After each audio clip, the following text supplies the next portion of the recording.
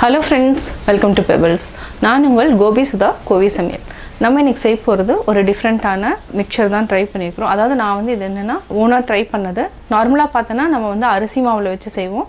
இது என்னென்னா ரவை வந்து நம்ம 3 டம்ளர் அளவுக்கு 1 கப்புக்கு 2 கப்பு தண்ணி விட்டுட்டு நல்லா தண்ணியை கொதிக்க வைக்கணும்.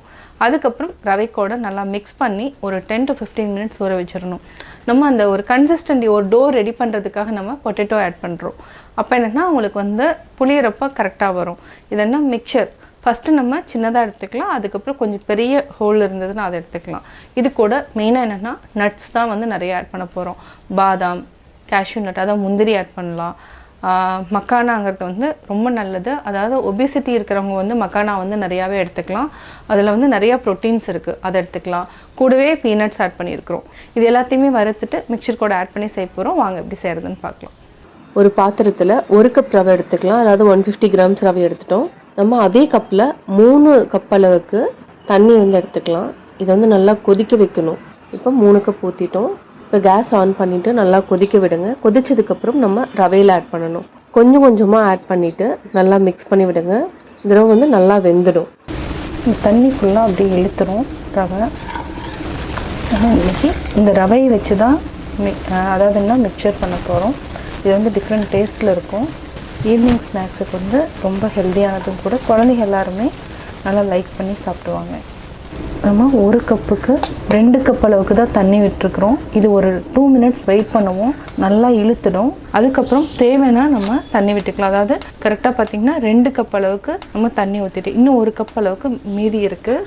தேவையான அளவு நம்ம உப்பு சேர்த்துக்கலாம். அடுத்து நம்ம உருளைக்கிழங்கு இதை வந்து நல்லா வேக வச்சுட்டு நம்ம வந்து உரிச்சு வச்சுருக்கோம். அதாவது தோலை உரிச்சு வச்சுருக்குறோம். இதை வந்து அப்படியே கிரேட் பண்ணி நம்ம ஆட் பண்ணிக்கலாம். மஞ்சத்தூள் ஆட் பண்ணிவிட்டு நல்லா மிக்ஸ் பண்ணி வச்சுக்கலாம். நம்ம இது கூட ஒரு 4 டேபிள் ஸ்பூன் அளவுக்கு ரைஸ் ஃப்ளவர் சேர்த்துக்கலாம். 4. இது வந்து என்னென்னா நீங்கள் ஆப்ஷனல் தான், நம்ம அப்படியே கூட சுடலாம். கொஞ்சம் வந்து மாவு வந்து கொஞ்சம் லூஸாக இருந்துச்சுன்னா அரிசி மாவு சேர்த்து அப்படியே வந்து பிசைஞ்சிக்கலாம். நம்ம நல்லா இந்த மாதிரி பிசைஞ்சிட்டோம். இது வந்து கரெக்டாக இருக்கும் பதம். இது வந்து ஒரு 10 மினிட்ஸ் அப்படியே ஒரு ஓரமாக வச்சுக்கலாம். இப்போ முந்திரி திராட்சைலாம் போட்டு நம்ம ஃப்ரை பண்ணி வச்சுக்கலாம். ஒரு பேன் எடுத்துக்கலாம். பேனில் கொஞ்சமாக எண்ணெய் விட்டுக்கலாம். வேர்க்கடலை 1 கப் அளவுக்கு ஆட் பண்ணிவிட்டு நல்லா வறுத்தெடுக்கணும். தோல் வந்து வெடிக்கிற அளவுக்கு நல்லா வறுத்தெடுத்துக்கலாம். இது கூட ஒரு 10 அல்லது 15 பாதாம் அதையும் சேர்த்து வறுத்துக்கலாம். கூடவே முந்திரி ஒரு 10 முந்திரியை நான் 2ஆக உடைச்சிருக்கேன். இதையும் சேர்த்து வறுத்துக்கலாம். நல்லா வறுத்துட்டோம். இப்போது திராட்சை வந்து ஒரு 20 அல்லது 30 போட்டுக்கலாம். இதையும் சேர்த்து நல்லா ஃப்ரை பண்ணிவிட்டு இதை வந்து தனியாக எடுத்து வச்சுக்கலாம். இது கூட கொஞ்சமாக பொட்டுக்கடலை, இது ஒரு கைப்பிடி அளவுக்கு ஆட் பண்ணிக்கலாம். அதுவும் ஆட் பண்ணிங்கன்னா நல்லாயிருக்கும். இது ரொம்ப நேரம் இது பண்ண வேண்டியதில்லை. இது ஒரு கைப்பிடி அளவுக்கு ஆட் பண்ணிக்கலாம். இது வந்து என்னென்னா ஒபிசிட்டி இருக்கிறவங்க இந்த மக்கானா எடுத்துக்கலாம். இதை பற்றி நிறைய பேர்த்துக்கு தெரியாது. அதாவது என்னன்னா நம்ம ஊரில் இருக்கிறவங்களுக்கு இது என்னமோ பிரசாதம் மாதிரி நம்ம நினச்சிக்குவோம். பட் அதனால் இதில் ப்ரோட்டீன் இருக்குது. ஒபிசிட்டி இருக்கிறவங்க நல்லா வெயிட் லாஸ் பண்ணலாம். இதை வந்து என்னென்னா மார்னிங் ஈவினிங் வந்து ஒரு கப் எடுத்துட்டால் வெயிட் லாஸ் பண்ணுறதுக்கு ரொம்ப உபயோகமாக இருக்கும். இப்போ நம்ம ஆஃப் பண்ணி இதை தனியாக எடுத்து வச்சுக்கலாம். நம்ம இந்த மாதிரி எடுத்துக்கலாம். இது வந்து என்னென்னா இந்த மாதிரி இருக்கிறது எடுத்துக்கலாம். அப்போ தான் மிக்சருக்கு வந்து ரொம்ப நல்லாயிருக்கும். நம்ம லைட்டாக எண்ணெய் வந்து நல்லா தடவிக்கலாம். இப்போ நம்ம ஆல்ரெடி வந்து இந்த மாவு வச்சுருக்கோம். இதை அப்படியே இதுக்குள்ளே போட்டுடலாம். அவ்வளோதான். இப்போ நம்ம க்ளோஸ் பண்ணிக்கலாம். இப்போ நம்ம போட்டுட்டோம். இந்த குழலில் இருக்குது. இப்போ அப்படியே நம்ம ப்ரெஸ் பண்ணிவிட்டு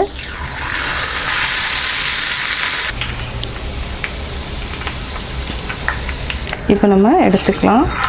அப்படியே எண்ணெய் வடியட்டும். இது அப்படியே எண்ணெயை வடிச்சிட்டு நம்ம போட்டுக்கலாம். இப்போ நம்ம அப்படியே இதில் போட்டுக்கலாம். அடுத்தது பெருசாக போட்டுக்கலாம்.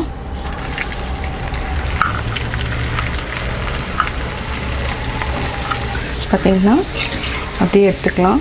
நம்ம கடைசியாக அப்படியே உடச்சி விட்டுக்கலாம். இப்போ எண்ணெய் நல்லா வடியட்டும். அப்படியே ஆட் பண்ணிக்கலாம். இப்போ நம்ம அப்படியே உடச்சி விட்டுக்கலாம்.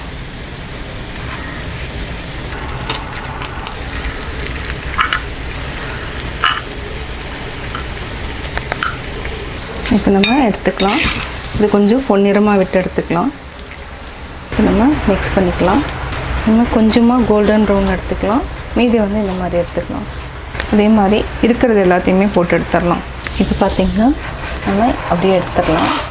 இது அப்படியே நம்ம பிரேக் பண்ணிக்கலாம். உடைக்கிறப்பவே பார்த்திங்கன்னா நல்லா கிறிஸ்பியாக இருக்கும்.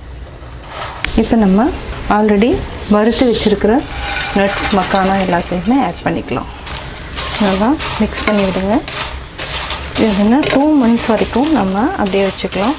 லைட்டாக வந்து மிளகாய்த்தூள் பெப்பர் மட்டும் கொஞ்சம் லைட்டாக ஆட் பண்ணிவிட்டு அப்படியே வச்சிடலாம். இப்போ நம்ம அடுத்து என்ன பண்ண போகிறோன்னா லைட்டாக மிளகாய்த்தூள் கொஞ்சமாக பெப்பர் ஆட் பண்ணிக்கலாம். இதெல்லாம் மிக்ஸ் பண்ணி விடுங்க. அதே மாதிரி இது உடச்சி விட்டுக்கலாம். ரொம்ப ஹெல்தியான மிக்சர் ரெடி. ரவை நட்ஸ் மிக்சர் ரெடி. ரவை நட்ஸ் மிக்சர் எப்படி செஞ்சேங்கிறத பார்த்தீங்க. நீங்களும் வீட்டில் ட்ரை பண்ணி பாருங்கள். பார்த்துட்டு உங்களுடைய கமெண்ட்ஸ் எனக்கு சொல்லுங்கள். லைக் பண்ணுங்கள், ஷேர் பண்ணுங்கள், மறக்காமல் சப்ஸ்கிரைப் பண்ணுங்கள். பக்கத்தில் இருக்கிற பெல் ஐக்கானை கிளிக் பண்ணிங்கன்னா நாங்கள் அப்லோட் பண்ணுற வீடியோவை நீங்கள் உடனுக்குடன் தெரிந்து கொள்ளலாம். என்னோடய குக்கிங் வீடியோ முடிஞ்சதுக்கப்புறம் பார்த்தீங்கன்னா ஒரு திருக்குறள் வந்து நீங்கள் பார்க்கலாம். உங்கள் குழந்தைகளுக்கு நீங்கள் சொல்லித்தரலாம்.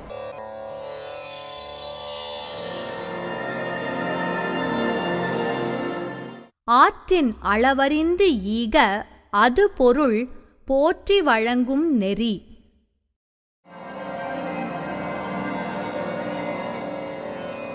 விளக்கம்: தன்னிடம் உள்ள பொருளின் அளவை நன்கு தெரிந்து கொண்டு அதற்கு தகுந்த அளவில் கொடுத்து உதவுக. அதுவே பொருள் தன்னை போற்றி வாழும் நெறியாகும்.